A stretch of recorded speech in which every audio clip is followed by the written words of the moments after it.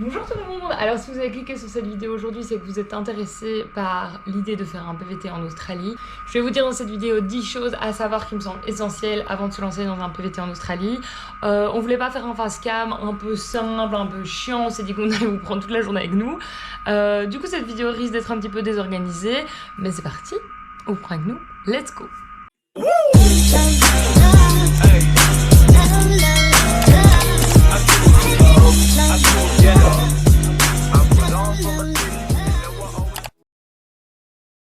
Alors pour moi la première chose à prendre en compte quand vous faites un PVT en Australie, c'est la durée de votre voyage en Australie. Il faut savoir que le Working Holiday, comme je vous l'expliquerai plus tard, en effet on se fait beaucoup d'argent, mais ça coûte de l'argent. Donc déjà l'Australie, étant donné que c'est loin de tout, vous allez compter déjà le billet d'avion pour arriver et partir d'ici, ça va vous coûter au minimum 1500 €. Ensuite vous devez payer pour le visa qui est plus ou moins 450 €. Puis une fois que vous êtes en Australie, vous allez devoir passer au minimum une semaine dans une ville où là ça va devoir vous coûter plus ou moins à mon avis 1000 $ facilement en logement, en nourriture, etc. Donc plus ou moins 500 € par personne avant de vous déplacer vers votre lieu de travail.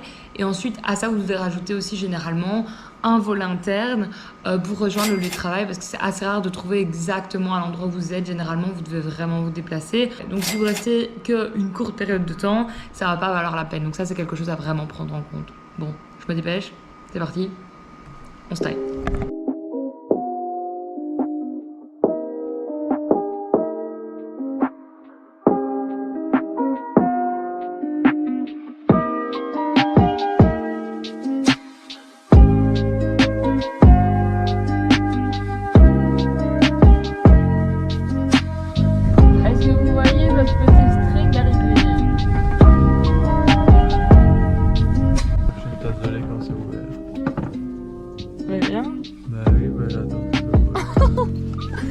Je peux pas ouvrir parce que l'ouverture c'est un enfer à plein de cannes à ouvrir.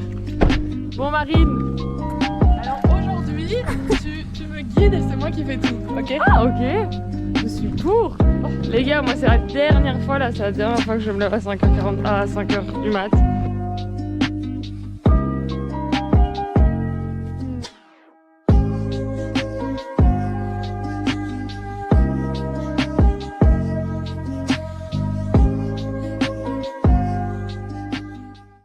Bon les gars, cette partie se fait au taf parce que les infos qu'on va vous donner... Les infos qu'on va vous donner est liée au taf. Donc une des choses à savoir aussi quand vous faites un PVT en Australie, c'est que vous allez vous faire de l'argent assez rapidement. Pas facilement mais rapidement. Marine, tu es payée combien de l'heure? Je suis payée 32 $ de l'heure. Tu fais en moyenne combien d'heures semaine? On va dire entre 46 et 53 heures. Est-ce que tu as des pauses? Oui, j'ai des pauses de 30 minutes chaque jour. Est-ce que tu payes pour ton logement? Non, le logement est compris, donc ça c'est tout bénef. Donc au final on se retrouve juste à payer pour notre nourriture, ce qui est pas mal. Voilà, donc en fait si vous faites un calcul rapide, en moyenne on arrive nous à mettre de côté 2500 € par mois. De côté, non, 2500. de côté, donc ça monte très très très vite. Alors ma petite Boutroulle nous a rejoint. Bonjour. Viens bien. Viens bien cousin. Drink et drop. Alors j'espère que vous aurez cette chance les gars de travailler comme nous avec votre best friend.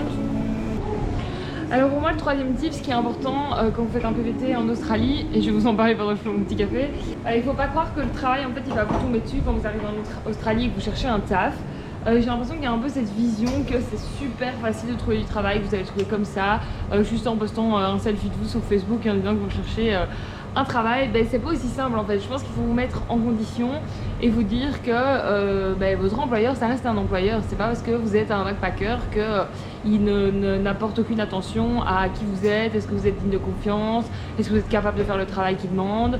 Donc voilà, il faut prendre ça autant au sérieux que vous le prendriez dans votre pays natif. Pour vous donner quand même juste quelques tips à ce niveau-là pour essayer de trouver un taf, donc moi ce que je vous conseille c'est d'aller sur les groupes Facebook de recherche de travail et de mettre directement votre CV de vous présenter directement sur les lieux, d'amener vos CV, de discuter, de sourire, etc.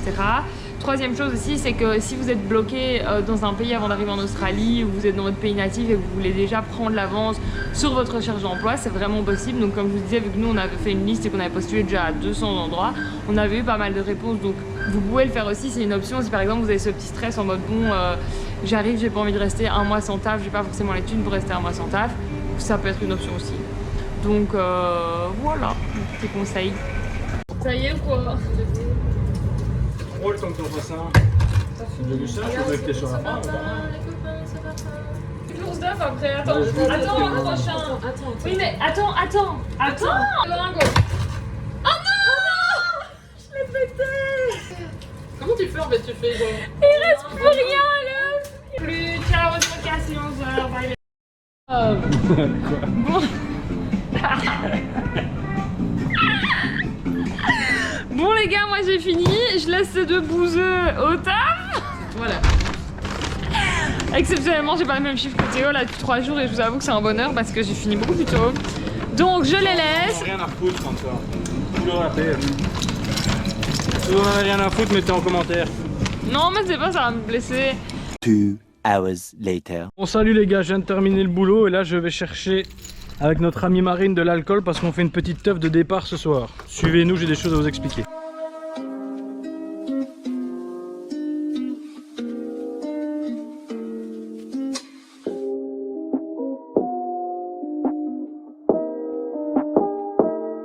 Bon, du coup, Lisa nous expliquait qu'à Derby, on pouvait faire beaucoup d'argent. Mais il y a quand même un petit désavantage, c'est que tout l'argent passe dans ces choses-là. Tu peux nous dire combien ça coûte?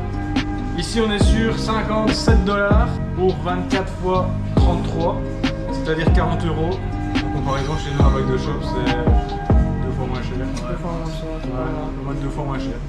Donc voilà, le coût de la vie est très cher les amis. Sachez-le.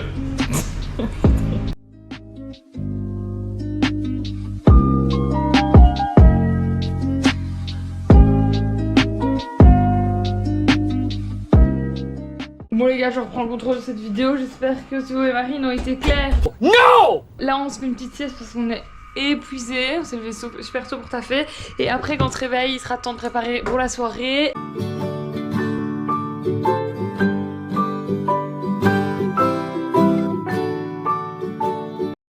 Les gars, la sieste est finie, on a dormi 2 heures. Marine, viens montrer ta tête de raton là.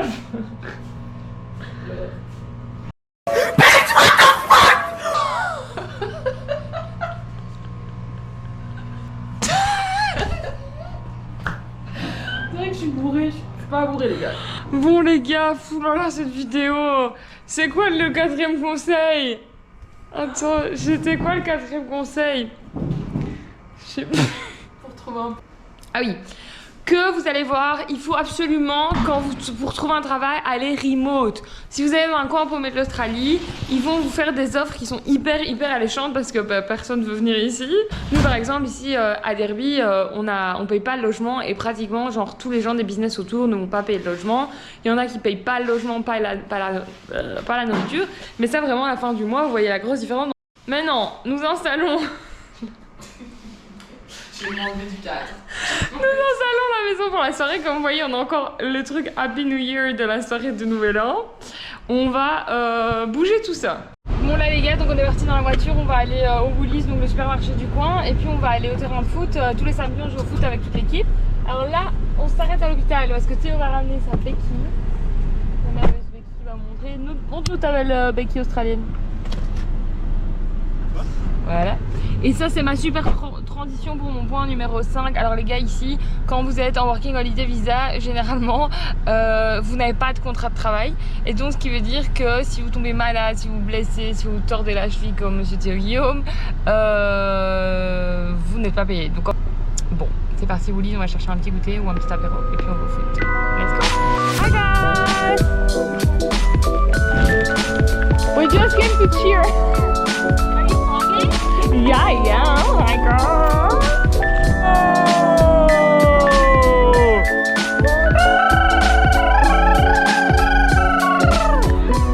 Are you listening, Alexis?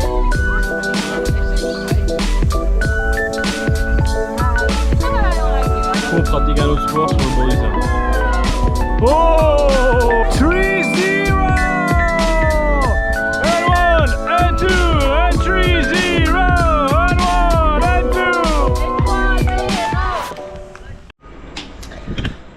gars, le foot c'est terminé. On est maintenant ready pour la soirée.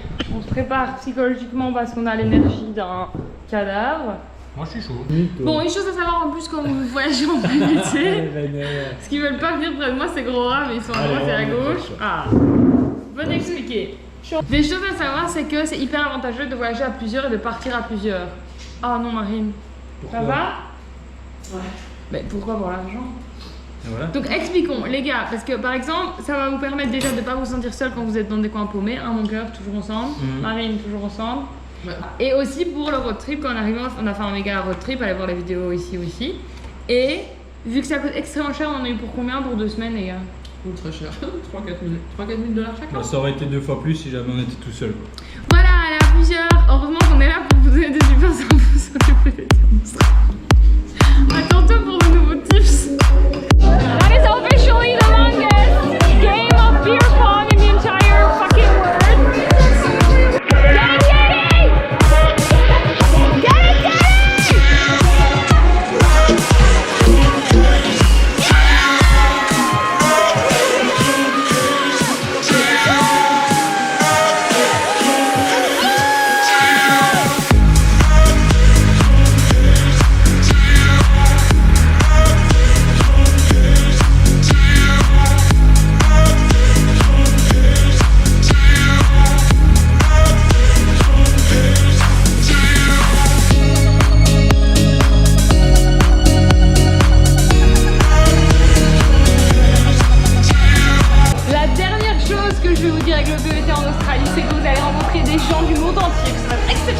Katie, where are you from? Canada!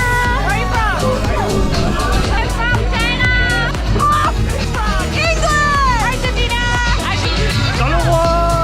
Brazil! Hello! I'm from India.